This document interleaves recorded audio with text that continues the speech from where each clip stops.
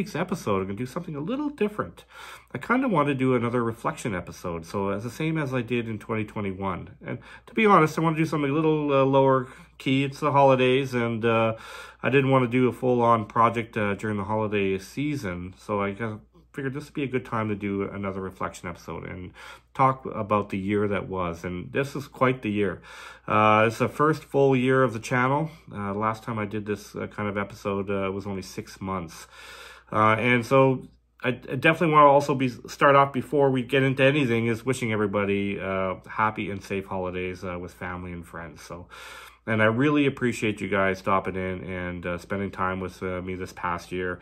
I have to say, I'm overwhelmed with all the support that I've been getting. We've grown this channel over 1,600 new subscribers this past year. So it's been fantastic. It's been quite the ride, and all sorts of different projects that I've built on the channel. It's been lots of fun. The global campaign that came out, we spent time on that, and I covered all sorts of different things for Oak and Iron, Blood and Steel, Blood and Valor, Blood and Plunder, Fire in the Frontier, and then eventually we're going to be doing stuff for Raise the Black. So all sorts of cool stuff. So let's just look at the 5 projects here and that I'm going to kind of work on. And I kind of cheated on the first one, to be honest. I kind of lumped them together. It's scatter terrain. So it's more of the stone walls and fences that I built, that simple stone wall and fences. We got the snake one we did here, and this is more of a wicker one. And then we got our stone wall. So that's one of them. And then kind of moved into plant life scatter terrain as well. So we got our forest here. We got our jungle terrain here. And then we have this kind of ended up being a very valuable piece. I wanted to build this for my African safari, kind of for my Zulu map, but I ended up using this for swamps and for on the coastline. And actually these became very useful. I plan on building a lot more of all of these. I won't do it on the channel, but because I've done it already. But definitely me personally, for my my battlefields, I want more of these pieces. They became really helpful. So that's project number 1. Number 2 was the wigwam. So the wigwam, I think, is an important piece that I built. There's not a lot of North American native terrain that you can find on the internet. There's some 3D printable stuff, but not a lot of how to build tutorial videos. And so I really wanted to do one dedicated to that. So I really like this wigwam. Now I built a whole native fortification. I built a longhouse. I built all sorts of other larger wigwams, but I like this original one I built. This is probably my favorite. And I really wanted to look further at this one on this episode. So that's number 2, the wigwam. Now, number 3 is my son's favorite project, actually. And it's on the frontier as well. It's the blockhouse. So this is a nice sturdy piece I built. And you can play through all the 2 floors here. The roof comes off here. I knocked it off almost. But anyways, we'll take a deeper dive when we get down to the table, look at all these different projects individually and kind of look at them, and we'll discuss it a little bit further. But that's the 3rd one. And like I said, there was lots to pick from. So then the other one is over here behind me is the blacksmith house. Definitely we got a working forge in there. We did some painting of light effects in here. This is also very playable all the way through all the floors. So a lot of different new techniques that I started just in this. This is the first one I did foam shingles on. All sorts of stuff on this project that I did for the very first time. There's glass in the windows. Anyways, we'll look at this one a little further when we get down to the table. So this is number 4. I'll put that back. And then number 5 is the one that I most recently built. Is a Caribbean, Pirates of the Caribbean inspired this carpenter's building with the coffins. And I really think I went a lot further with the shingles and a lot of the techniques in here, and definitely one of my favorite projects of the year, even though it's one of the near the end. I think I just got better as time went along building these structures, at building this, and the roof fits so well together, and we'll definitely look further at this one as well. So those are the 5 projects that I want to talk about that I really enjoyed building. Those are my top 5. And then this is the one that got away from me, is the Tartana. So definitely, same as the French frigate from last year, which I did finish, by the way, just so you know. I didn't finish the top of this one, so I really liked all the weathering I did on it, and I really want to finish this Tartana this year and get that one completed. So those are my top 5. I really would be curious to see what you guys think are your top 5. What were your top 5 projects that I did on this channel the past year? I would really appreciate it if you guys left comments down below and let me know which ones you like. Let me know what other future projects you'd like me to do. That would be awesome if you just leave all that down in the comments below. And that would be great. I really appreciate your feedback. Some of these projects that I built are from the channel's feedback, so I really do appreciate that. Now, going forward, now I kind of mentioned last year I was going to go to Adepticon, and that never really happened, mainly because of the way the world had turned and COVID became a thing again, and it wasn't a good time to go. A lot of the vendors weren't going, so I decided to go this year, and I think I made the right decision to not go last year and go this year when more of the vendors will be there. There'll be tournaments for Blood and Plunder, Blood and Valor, so I want to be a part of those. And my son's coming this time, so I think this will be a really good experience for the both of us. I'm going to film a lot of episodes there, so that's kind of wanted to take the channel on the road, and that's definitely one thing that's going to happen coming up here. That's in March, so look forward for that. The project I want to kind of move up right away is going to be the tavern that I want to build for that pirate port. That's kind of the major structure left to build for that pirate port that I want to do for Raise the Black. And then, of course, when Raise the Black gets here, I heard it cleared Canadian Customs, so it's on its way to my house here.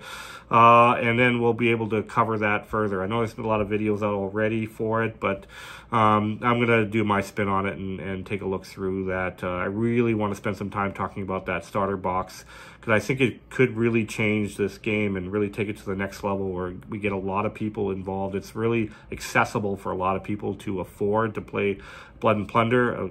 Everything in one box. It's very cost effective when you look at some of the other competitors and how much their miniatures cost. This box set costs less than some of the large miniatures for other games, and it has the entire game in one box. So I'm really looking forward to covering that, and we'll cover that on the channel. All right, so that's pretty much it. We're going to get down to the table. We're going to check all these cool projects out and discuss them a little bit further. All right, if you like what we're doing here in the Plunder Den, make sure you smash that like button and consider subscribing to the Plunder Den and get first-hand information when I start these kind of projects. All right, everyone, let's get down to the table and let's check out these projects.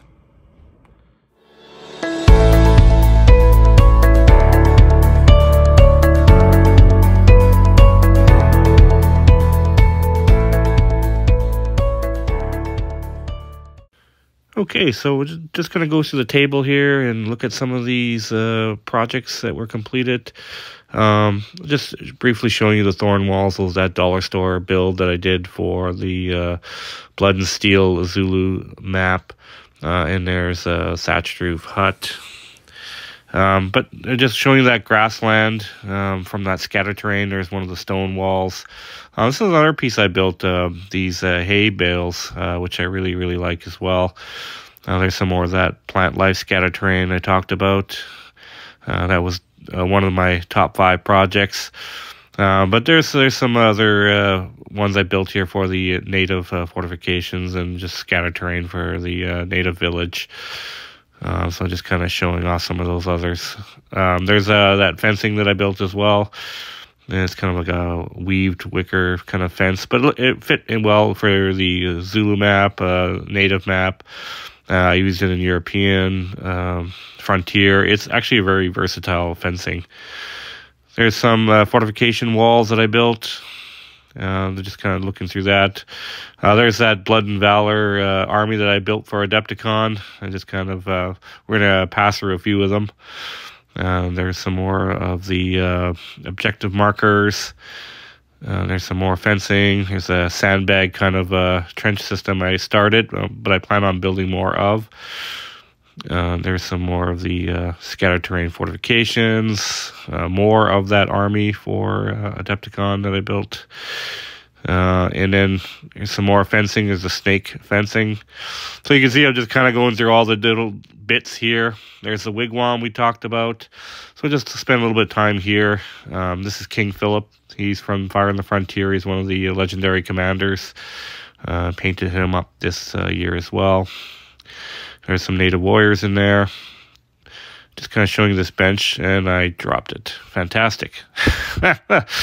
Anyways, it's solid. It's not going to come apart, but I wanted to put like a little fur on it. And so I'm just showing you that I did the details on the inside of the wigwam, is not only the outside. And I made that little track system. I really like these little track systems I've been building for my projects. And really just the hut just sits in there. Spent a lot of time decorating that. And of course, I did the interior as well. So the whole thing is playable, and it's all complete, no matter where you look at it. I definitely want to build a bunch of those. Haven't got really back to that. I've done a few of them, but definitely want to build some more of those.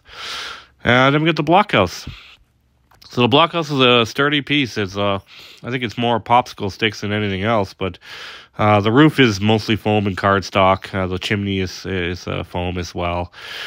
But I'm really happy about these little nibbly bits. It ended up being a decorative piece on the outside, so it looked like timbers, but it actually holds the roof on top of the blockhouse here. And then, of course, I made two playable floors. I count three, but I'm counting the roof. I built some little furniture and some ladders and other stuff in that project as well. I just threw a couple of minis in there just so you can see the size and what it looks like. I'm just dislodging. Now, the second part is the same as the roof. It had those little timber pieces on there, and that really just stops it from sliding off, and they kind of lock into each other. You can't really see it on here, but I did put a lot of detail on that chimney. There's a fireplace down there in the bottom, and I spent a lot of time decorating the interior of it. So when it's filled with guns and cases and stuff, it really does look really good. And I feel that that's a good size for a good centerpiece for a blockhouse. So there's some more of those objective markers, and now we're going to look at the blacksmith's house. I'm going to kind of take this apart. Now, I ended up using that little piece for a boathouse and all sorts of other things other than just using it for the blacksmith's house. So I ended up using that as a versatile piece of terrain on the front. And I kind of made a different roof style than I did on the parts of the Caribbean one. This is more this style roof, and it worked out well, but I think I perfected it with the other one, but I didn't mind this way. I like the handle there.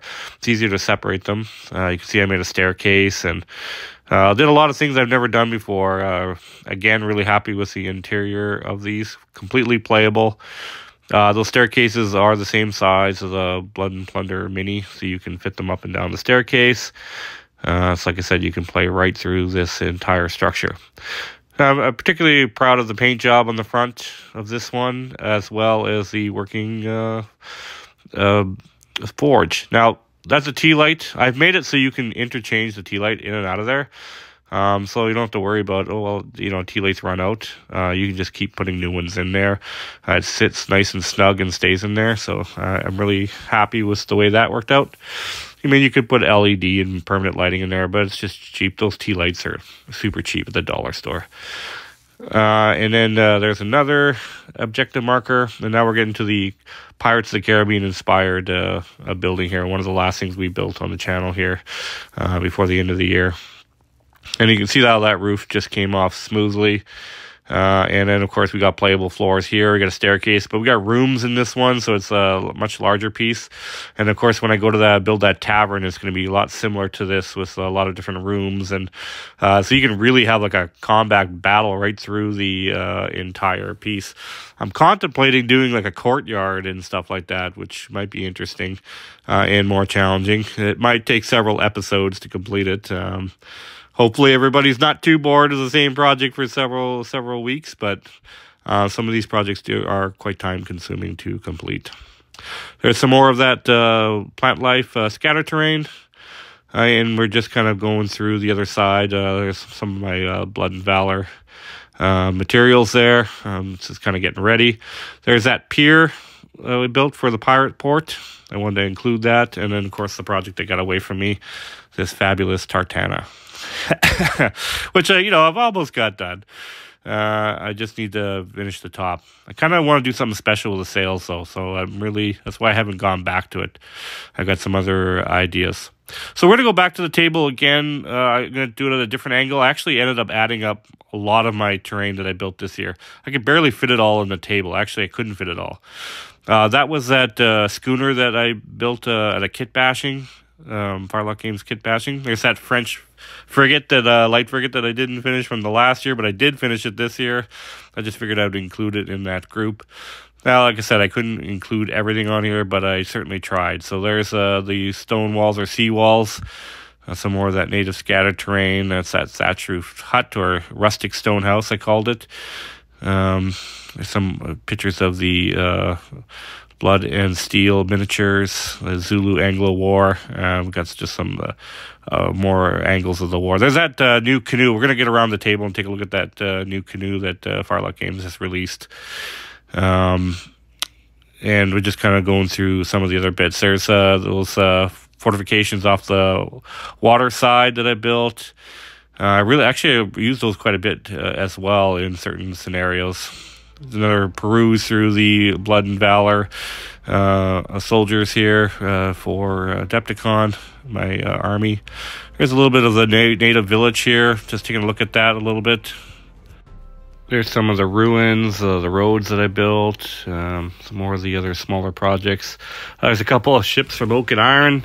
I really need to get back and finish the rest of my fleet there. I've only done 2 of them. I need to really get back to painting the rest of them. There's some more of the roads, and of course there's Pirates of the Caribbean inspired building. More of the terrain. Here's just some more assorted miniatures. Most of these are Firelock Games. There's a couple of Reaper Bone ones in here that I added in, I think, that are appropriate for Blood and Plunder. There's some more miniatures over there. We're just going to get on the other side here. Take a look at the dock ferry. Well, we kind of actually just passed it, but it was just on the corner there. You can see there's the regular docks. There's the Bucanets. I really like them in the game. They're actually a pretty powerful unit. Just painted them up. There's the fountain that we did. There's the well. A couple of projects where we did water effects. I didn't add the forest one where we did water effects. I just couldn't fit it on the table, but there was the other one I did for the frontier. Just scooting on the backside of the blockhouse again. There's a portion of the native fortification with a wigwam. That's kind of one of the entrance ways. There's a staircase. These are just separate pieces that can come off from that fortification. There's a little bit of the longhouse. And we go on over here is Benjamin Church in some of his church's raiders for the Fire in the Frontier. We're back at the wigwam. There's just some other, there's a Spanish mission. Again, just assorted pieces of terrain on here. Kind of take a closer look at that canoe I mentioned. That's the new Firelock Games canoe. More for the frontier opposed to the canoa that's for South American. So at the end of this video, I have a montage of pictures just kind of showing some of the projects completed throughout the year. I just want to take this time to thank everybody so much for tuning in and watching this channel. I really appreciate it. I hope everybody has an awesome holiday, and I will see you in the new year.